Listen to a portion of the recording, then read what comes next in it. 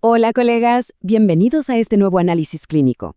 Hoy tenemos por delante una revisión súper interesante y la verdad bastante profunda, diseñada específicamente para nosotros, especialistas en neurología, neurocirugía y traumatología. Vamos a meternos de lleno en los estándares de electrodiagnóstico más recientes y en esos consensos internacionales que literalmente están redefiniendo cómo logramos nuestra precisión diagnóstica.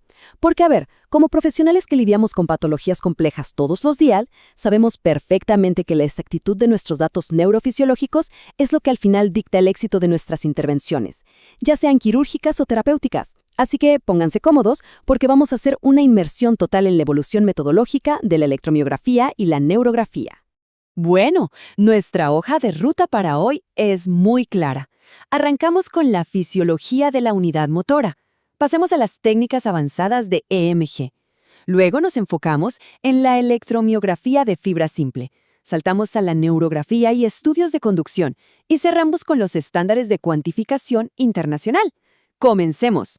Sección 1. Fisiología de la unidad motora y su reorganización dinámica. Como especialistas, sabemos que entender la arquitectura básica y cómo el cuerpo se adapta ante el daño es la piedra angular de todo lo que interpretamos luego en el laboratorio de neurofisiología. Veamos un poco cómo se desarrolla esto a nivel tisular. Cuando ocurre una lesión nerviosa, ya sea por un trauma severo que, digamos, un traumatólogo tiene que evaluar de urgencia, o por una neuropatía degenerativa, la organización de las fibras musculares cambia y lo hace de formas muy predecibles. El punto clave aquí es la secuencia. Tras la denervación, las ramas nerviosas de las unidades motoras que logran sobrevivir actúan como un equipo de rescate, generando brotes colaterales para reinervar a esas fibras que quedaron huérfanas. ¿Y cuál es el resultado de esto? Pues en lugar de tener fibras distribuidas al azar como pasaría en un músculo sano, las fibras de la misma unidad motora terminan agrupándose.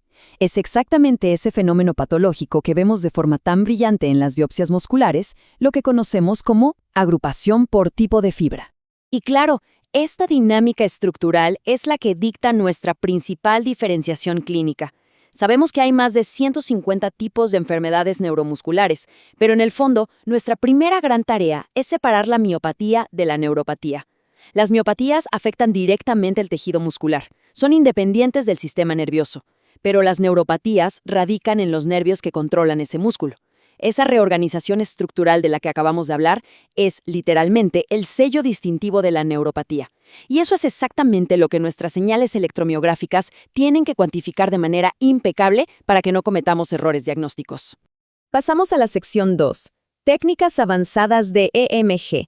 Vamos más allá de lo clásico. Hoy en día, colegas, la época de la evaluación puramente subjetiva afortunadamente ha quedado atrás, dando paso a una precisión computacional increíble. Las directrices actuales están empujando a la estandarización de modalidades que son sumamente sofisticadas. Por ejemplo, tenemos el macro EMG que nos da esta visión global fantástica del tamaño de la unidad motora. También está la electromiografía de superficie de alta densidad, o multicanal, que nos permite extraer estrategias neuronales y descomponer señales complejísimas gracias a algoritmos muy avanzados. Y no podemos olvidar la miografía de impedancia eléctrica, o EIM, una herramienta emergente totalmente no invasiva para evaluar la composición y estructura del músculo. Es decir, estas técnicas nos arrojan datos multidimensionales que van muchísimo más allá de medir simplemente la amplitud y la duración tradicionales. Y de la mano de toda esta tecnología viene una métrica absolutamente esencial que los últimos consensos están documentando mucho: el índice de agrupamiento o Clustering Index. Básicamente es una herramienta analítica que evalúa matemáticamente lo que hablábamos al principio, esa agrupación anormal de fibras musculares tras la reinervación. Piensen en esto. Para un neurólogo que está evaluando una posible ELA o un neurocirujano analizando una radiculopatía crónica, este índice ofrece un dato objetivo, estandarizado, que elimina por completo esa molesta variabilidad que a veces tenemos entre distintos evaluadores. Es un verdadero cambio en las reglas del juego. Sección 3. Electromiografía de fibra simple y la evaluación de la transmisión neuromuscular.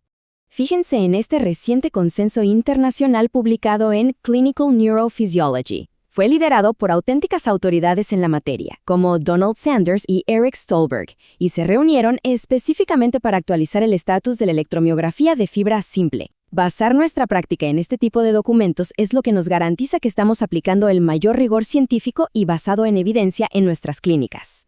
Entonces, el punto central, la gran revelación de este consenso, es la redefinición metodológica de cómo medimos el jitter. Ya saben, el jitter es esa pequeñísima variabilidad temporal en la transmisión neuromuscular, que es clave, por ejemplo, para diagnosticar miastenia gravis o el síndrome de Lambert-Eaton.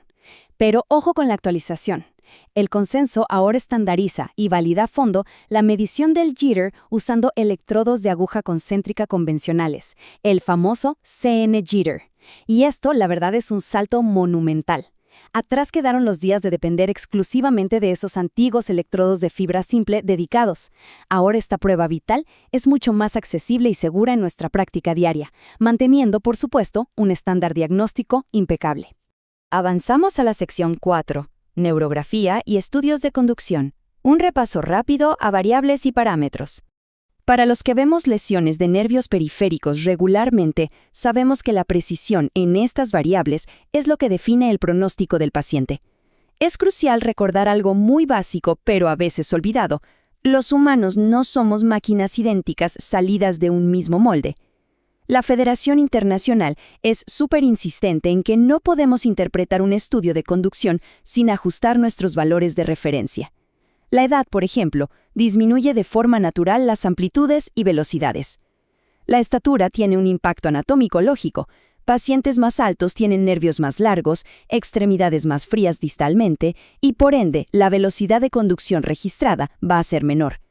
Incluso el sexo impacta estadísticamente la amplitud de algunos potenciales sensoriales. Ignorar estas variables biológicas es francamente la receta perfecta para empezar a diagnosticar falsas neuropatías. Ahora bien, más allá de los parámetros de toda la vida, los estándares actuales nos exigen dominar protocolos un poco más avanzados. Y quiero destacar dos: el M-Scan y los estudios de segmento corto.